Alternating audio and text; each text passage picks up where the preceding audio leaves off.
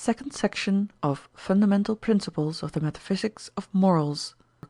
Recording by Anna Simon. Fundamental Principles of the Metaphysic of Morals by Immanuel Kant. Translated by Thomas Kingsmill Abbott. Second section. Transition from popular moral philosophy to the Metaphysic of Morals. If we have hitherto drawn our notion of duty from the common use of our practical reason, it is by no means to be inferred that we have treated it as an empirical notion. On the contrary, if we attend to the experience of men's conduct, we meet frequent, and, as we ourselves allow, just complaints that one cannot find a single certain example of the disposition to act from pure duty. Although many things are done in conformity with what duty prescribes, it is nevertheless always doubtful whether they are done strictly from duty, so as to have a moral worth. Hence there have at all times been philosophers who have altogether denied that this disposition actually exists at all in human actions, and have ascribed everything to a more or less refined self-love. Not that they have on that account questioned the soundness of the conception of morality. On the contrary, they spoke with sincere regret of the frailty and corruption of human nature, which, though noble enough to take its rule an idea so worthy of respect, is yet weak to follow it, and employs reason, which ought to give it the law only for the purpose of providing for the interest of the inclinations, whether singly or at the best in the greatest possible harmony with one another. In fact, it is absolutely impossible to make out by experience with complete certainty a single case in which the maxim of an action, however right in itself, rested simply on moral grounds and on the conception of duty. Sometimes it happens that with the sharpest self-examination we can find nothing beside the moral principle of duty which could have been powerful enough to move us to this or that action and to so great a sacrifice. Yet we cannot from this infer with certainty that it was not really some secret impulse of self-love under the false appearance of duty that was the actual determining cause of the will. We like them to flatter ourselves by falsely taking credit for a more noble motive, whereas in fact we can never, even by the strictest examination, get completely behind the secret springs of action, since, when the question is of moral worth, it is not with the actions which we see that we are concerned, but with those inward principles of them which we do not see. Moreover, we cannot better serve the wishes of those who ridicule all morality as a mere chimera of human imagination, overstepping itself from vanity, than by conceding to them that notions of duty must be drawn only from experience, as from indolence people are ready to think is also the case with all other notions. For this is to prepare for them a certain triumph. I am willing to admit out of love of humanity that even most of our actions are correct, but if we look closer at them, we everywhere come upon the dear self which is always prominent, and it is this they have in view, and not the strict command of duty, which would often require self-denial. Without being an enemy of virtue, a cool observer, one that does not mistake the wish for good, however lively, for its reality, may sometimes doubt whether true virtue is actually found anywhere in the world, and this especially as years increase and the judgment is partly made wiser by experience and partly also more acute in observation. This being so, nothing can secure us from falling away altogether from our ideas of duty, or maintain in the soul a well-grounded respect for its law, but the clear conviction that although there should never have been actions which really sprang from such pure sources, yet whether this or that takes place is not at all the question, but that reason of itself, independent on all experience, ordains what ought to take place; that accordingly actions of which perhaps the world has hitherto never given an example, the feasibility even of which might be very much doubted by one who founds everything on experience, are nevertheless inflexibly commanded by reason; that, for example, even though there might never yet have been a sincere friend, Yet not a whit the less is pure sincerity in friendship required of every man, because, prior to all experience, this duty is involved as duty in the idea of a reason determining the will by a priori principles. When we add further that, unless we deny that the notion of morality has any truth or reference to any possible object, we must admit that its law must be valid, not merely for men, but for all rational creatures generally, not merely under certain contingent conditions or with exceptions, but with absolute necessity, then it is clear that no experience could enable us to infer even the possibility of such apodeictic laws. For with what right could we bring into unbounded respect as a universal precept for every rational nature that which perhaps holds only under the contingent conditions of humanity? Or how could laws of the determination of our will be regarded as laws of the determination of the will of rational beings generally, and for us only as such, if they were merely empirical and did not take their origin wholly a priori from pure but practical reason? Nor could anything be more fatal to morality than that we should wish to derive it from examples. For every example of it that is set before me must be first itself tested by principles of morality, whether it is worthy to serve as an original example, that is, as a pattern. But by no means can it authoritatively furnish the conception of morality. Even the Holy One of the Gospels must first be compared with our ideal of moral perfection before we can recognize him as such. And so he says of himself, "Why call ye me whom you see good? None is good, the model of good, but God only, whom ye do not see." But whence have we the conception of God as the supreme good? Simply from the idea of moral perfection, which reason frames a priori and connects inseparably with the notion of a free will. Imitation finds no place at all in morality, and examples serve only for encouragement, that is, they put beyond doubt the feasibility of what the law commands; they make visible that which the practical rule expresses more generally, but they can never authorize us to set aside the true original which lies in reason and to guide ourselves by examples. If then there is no genuine supreme principle of morality but what must rest simply on pure reason, independent of all experience, I think it is not necessary even to put the question whether it is good to exhibit these concepts in their generality, in abstracto, as they are established a priori along with the principles belonging to them, if our knowledge is to be distinguished from the vulgar and to be called philosophical. In our times, indeed, this might perhaps be necessary; for if we collected votes whether pure rational knowledge separated from everything empirical, that is to say, Metaphysic of Morals, or whether popular practical philosophy is to be preferred, it is easy to guess which side would preponderate. This descending to popular notions is certainly very commendable if the ascent to the principles of pure reason has first taken place and been satisfactorily accomplished. This implies that we first found ethics on metaphysics, and then, when it is firmly established, procure a hearing for it by giving it a popular character. But it is quite absurd to try to be popular in the first enquiry, on which the soundness of the principles depends. It is not only that this proceeding can never lay claim to the very rare merit of a true philosophical popularity, since there is no art in being intelligible if one renounces all thoroughness of insight, but also it produces a disgusting medley of compiled observations and half-reasoned principles. Shallow pates enjoy this because it can be used for everyday chat, but the sagacious find in it only confusion, and being unsatisfied and unable to help themselves, they turn away their eyes,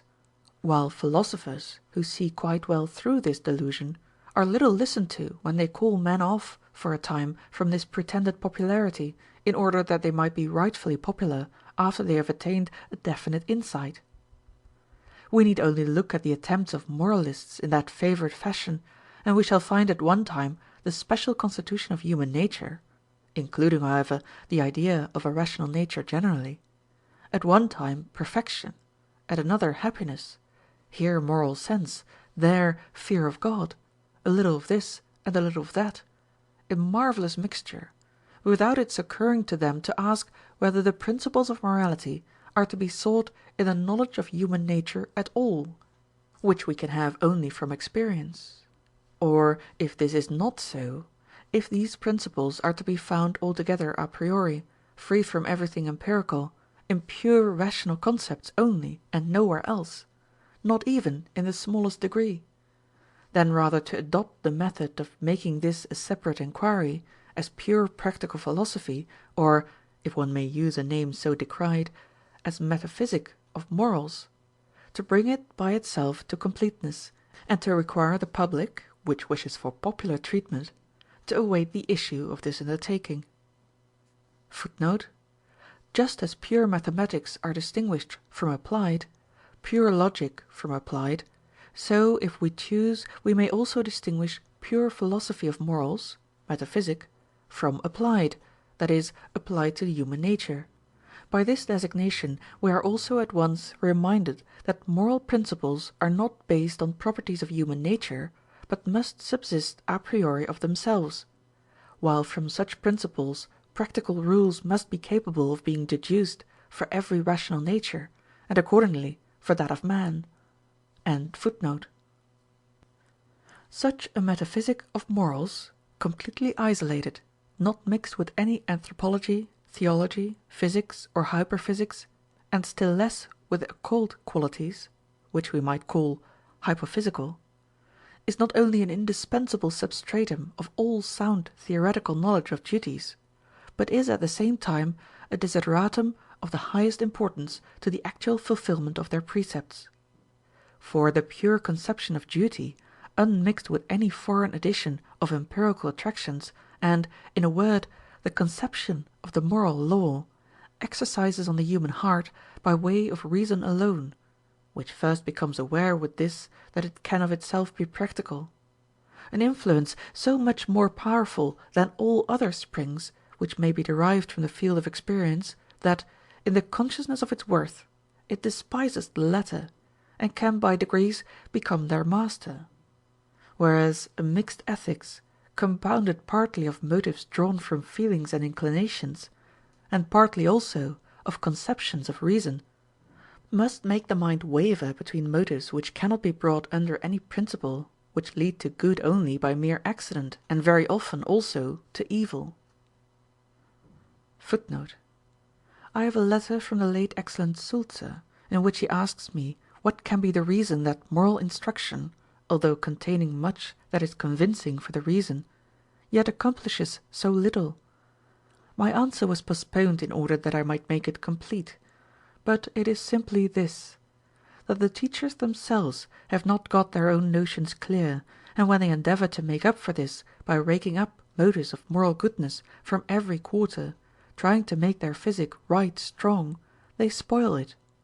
For the commonest understanding shows that if we imagine, on the one hand, an act of honesty done with steadfast mind, apart from every viewed advantage of any kind in this world or another, and even under the greatest temptations of necessity or allurement, and, on the other hand, a similar act which was effected, in however low a degree, by a foreign motive, the former leaves far behind and eclipses the second. It elevates the soul and inspires the wish to be able to act in like manner oneself. Even moderately young children feel this impression, and one should never represent duties to them in any other light. From what has been said, it is clear that all moral conceptions have their seat and origin completely a priori in the reason, and that, moreover, in the commonest reason, just as truly as in that which is in the highest degree speculative; that they cannot be obtained by abstraction from any empirical, and therefore merely contingent, knowledge; that it is just this purity of their origin that makes them worthy to serve as our supreme practical principle, and that just in proportion as we add anything empirical, we detract from their genuine influence and from the absolute value of actions; that it is not only of the greatest necessity in a purely speculative point of view, but is also of the greatest practical importance, to to derive these notions and laws from pure reason, to present them pure and unmixed, and even to determine the compass of this practical or pure rational knowledge, that is, to determine the whole faculty of pure practical reason, and in doing so we must not make its principles dependent on the particular nature of human reason, though in speculative philosophy this may be permitted, or may even at times be necessary.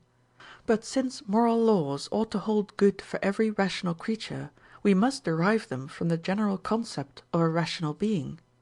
In this way, although for its application to man morality has need of anthropology, yet in the first instance we must treat it independently as pure philosophy, that is, as metaphysic, complete in itself, a thing which in such distinct branches of science is easily done, knowing well that unless we are in possession of this, it would not only be vain to determine the moral element of duty in right actions for purposes of speculative criticism, but it would be impossible to base morals on their genuine principles even for common practical purposes, especially of moral instruction, so as to produce pure moral dispositions, and to engraft them on men's minds to the promotion of the greatest possible good in the world. But in order that in this study we may not merely advance by the natural steps from the common moral judgment, in this case very worthy of respect, to the philosophical, as has been already done, but also from a popular philosophy, which goes no further than it can reach by groping with the help of examples, to metaphysic, which does allow itself to be checked by anything empirical, and, as it must measure the whole extent of this kind of rational knowledge, goes as far as ideal conceptions where even examples fail us, we must follow and clearly describe the practical faculty of reason, from the general rules of its determination to the point where the notion of duty springs from it. Everything in nature works according to laws. Rational beings alone have the faculty of acting according to the conception of laws, that is, according to principles, that is, have a will. Since the deduction of actions from principles requires reason, the will is nothing but practical reason. If reason infallibly determines the will, then the actions of such a being which are recognized as objectively necessary are subjectively necessary also, that is, the will is a faculty to choose that only which reason independent of inclination recognizes as practically necessary, that is, as good. But if reason of itself does not sufficiently determine the will,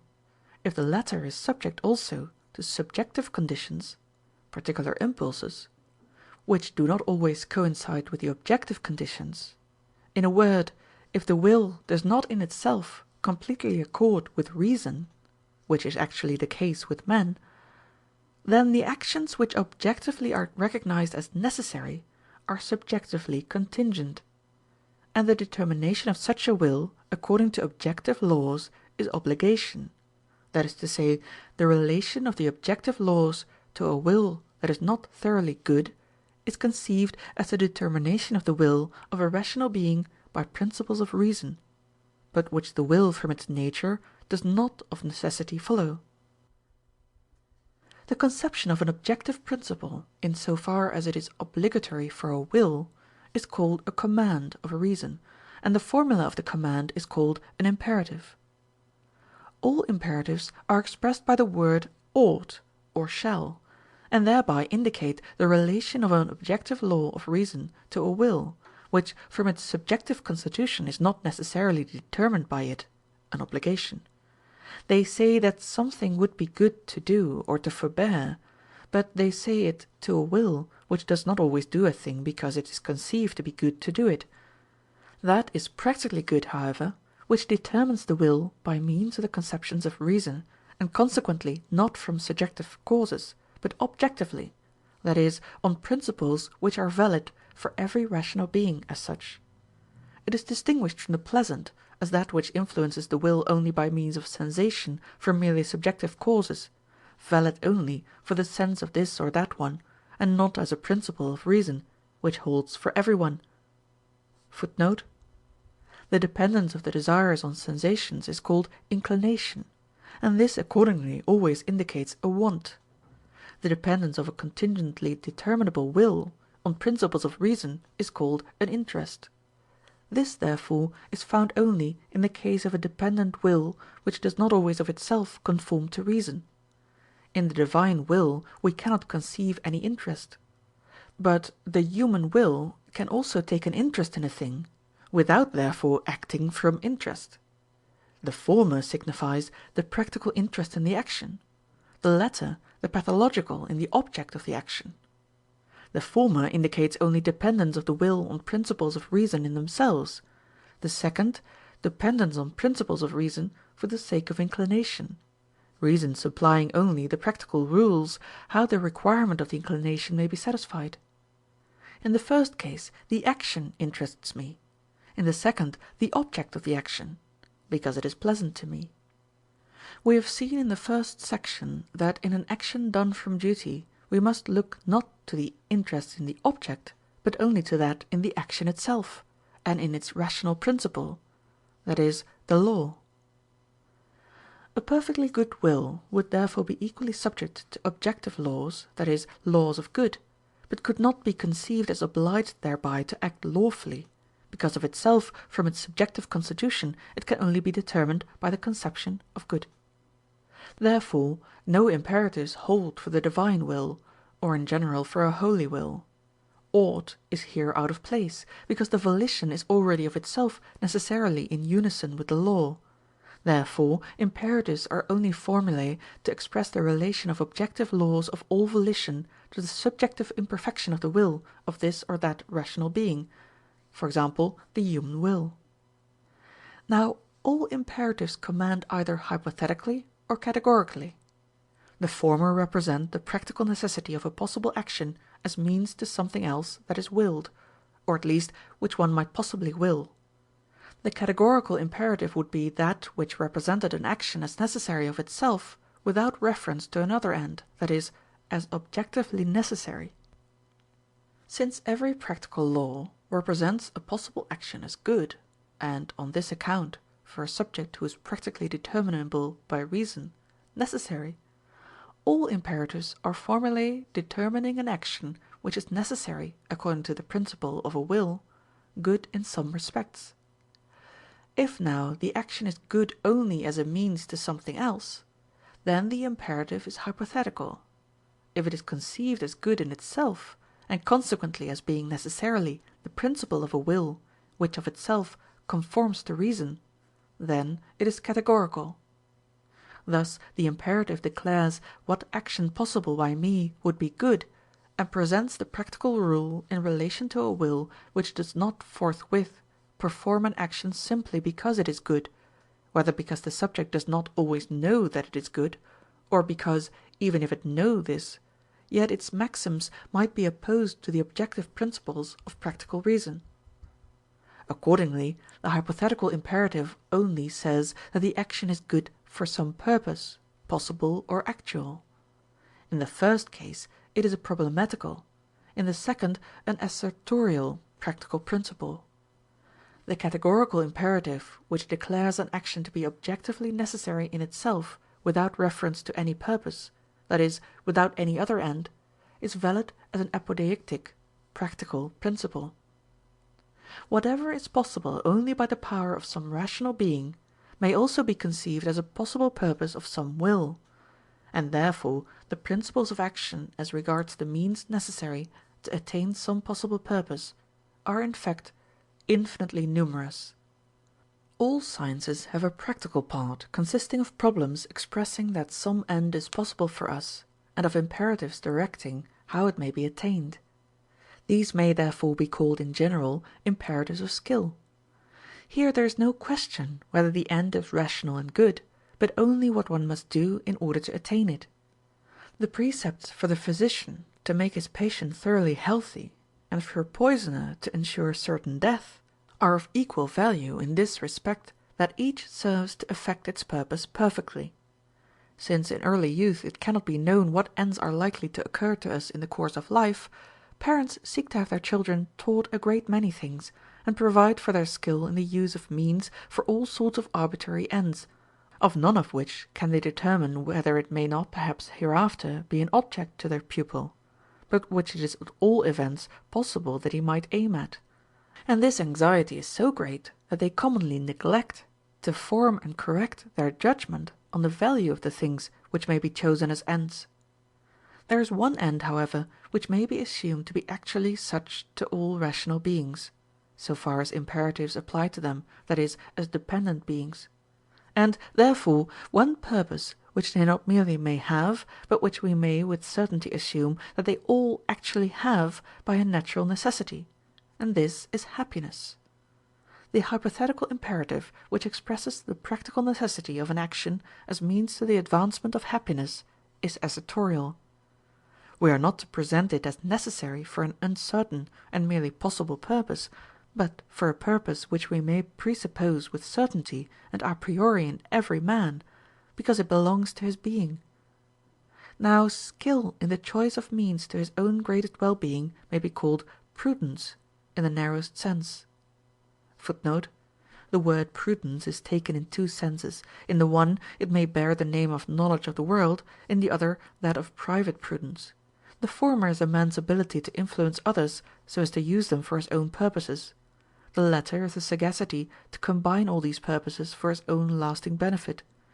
This latter is properly that to which the value even of the former is reduced, and when a man is prudent in the former sense, but not in the latter, we might better say of him that he is clever and cunning, but on the whole imprudent. And thus the imperative which refers to the choice of means to one's own happiness, that is, the precept of prudence, is still always hypothetical. The action is not commanded absolutely, but only as means to another purpose. Finally, there is an imperative which commands a certain conduct immediately, without having as its condition any other purpose to be attained by it. This imperative is categorical. It concerns not the matter of the action or its intended result, but its form and the principle of which it is itself a result. And what is essentially good in it consists in the mental disposition, let the consequence be what it may. This imperative may be called that of morality. There is a marked distinction also between the volitions on these three sorts of principles in the dissimilarity of the obligation of the will. In order to mark this difference more clearly, I think they would be most suitably named in their order, if we said they are either rules of skill, or counsels of prudence, or commands, laws, of morality. For it is law only that involves the conception of an unconditional and objective necessity, which is consequently universally valid. And commands are laws which must be obeyed, that is, must be followed, even in opposition to inclination. Counsels, indeed, involve necessity, but one which can only hold under a contingent subjective condition, that is, they depend on whether this or that man reckons this or that as part of his happiness. The categorical imperative, on the contrary, is not limited by any condition, and as being absolutely, although practically, necessary, may be quite properly called a command. We might also call the first kind of imperatives technical, belonging to art, the second pragmatic, to welfare, the third moral, belonging to free conduct generally, that is, to morals. [Footnote: It seems to me that the proper signification of the word pragmatic may be most accurately defined in this way, for sanctions are called pragmatic which flow properly not from the law of the states as necessary enactments, but from precaution for the general welfare. A history is composed pragmatically when it teaches prudence, that is, instructs the world how it can provide for its interests better, or at least as well as, the men of former time. Now arises the question, how are all these imperatives possible? This question does not seek to know how we can conceive the accomplishment of the action which the imperative ordains, but merely how we can conceive the obligation of the will which the imperative expresses. No special explanation is needed to show how an imperative of skill is possible. Whoever wills the end wills also, so far as reason decides his conduct, the means in his power which are indispensably necessary thereto. This proposition is, as regards the volition, analytical, for in willing an object as my effect, there is already thought the causality of myself as an acting cause, that is to say, the use of the means, and the imperative educes from the conception of volition of an end, the conception of actions necessary to this end. Synthetical propositions must no doubt be employed in defining the means to a proposed end, but they do not concern the principle, the act of the will, but the object and its realization. For example, that in order to bisect a line on an unerring principle, I must draw from its extremities two intersecting arcs. This no doubt is taught by mathematics only in synthetical propositions, but if I know that it is only by this process that the intended operation can be performed, then to say that, if I fully will the operation, I also will the action required for it, is an analytical proposition. For it is one and the same thing to conceive something as an effect which I can produce in a certain way, and to conceive myself as acting in this way. If it were only equally easy to give a definite conception of happiness, the imperatives of prudence would correspond exactly with those of skill, and would likewise be analytical. For in this case, as in that, it could be said, whoever wills the end wills also, according to the dictate of reason necessarily, the indispensable means thereto which are in his power. But unfortunately the notion of happiness is so indefinite that although every man wishes to attain it, yet he never can say definitely and consistently what it is that he really wishes and wills. The reason of this is that all the elements which belong to the notion of happiness are altogether empirical, that is, they must be borrowed from experience, and nevertheless the idea of happiness requires an absolute whole, a maximum of welfare in my present and all future circumstances. Now it is impossible that the most clear-sighted and at the same time most powerful being, supposed finite, should frame to himself a definite conception of what he really wills in this. Does he will riches? How much anxiety, envy, and snares might he not thereby draw upon his shoulders? Does he will knowledge and discernment? Perhaps it might prove to be only an eye so much the sharper to show him so much the more fearfully the evils that are now concealed from him, and that cannot be avoided, or to impose more wants on his desires, which already give him concern enough. Would he have long life? Who guarantees to him that it would not be a long misery? Would he at least have health? How often has uneasiness of the body restrained from excesses into which perfect health would have allowed one to fall? And so on. In short, he is unable, on any principle, to determine with certainty what would make him truly happy, because to do so he would need to be omniscient. We cannot therefore act on any definite principles to secure happiness, but only on empirical counsels, for example, of regimen, frugality, courtesy, reserve, etc., which experience teaches do on the average most promote well-being. Hence it follows that the imperatives of prudence do not, strictly speaking, command at all, that is, they cannot present actions objectively as practically necessary; that they are rather to be regarded as counsels, consilia, than precepts, preceptae, of reason; that the problem to determine certainly and universally what action would promote the happiness of a rational being is completely insoluble,